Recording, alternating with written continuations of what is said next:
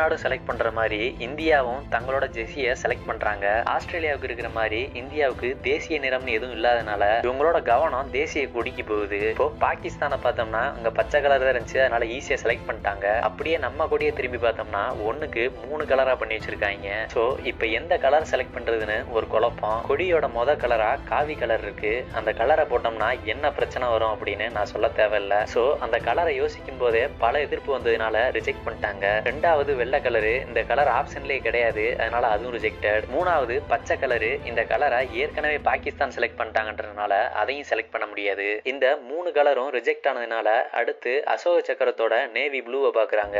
So இந்த கலரையே அதிகாரப்பூர்வமா first கலரா select பண்றாங்க. இந்த வண்ணம் பெருங்கடலை மாதிரியும் வானத்தை மாதிரியும் எல்லை இல்லாத பரந்த தன்மையோட அடையாளமா இருக்கு. சோ இந்த விளையாட்டுலயும் இந்த வண்ணத்தை மாதிரி எல்லை இல்லாத உயரத்தை அடையணும் அப்படின்ற எண்ணத்தை இது உருவாக்கும் அப்படின்ற நோக்கத்தோட இந்த கலர்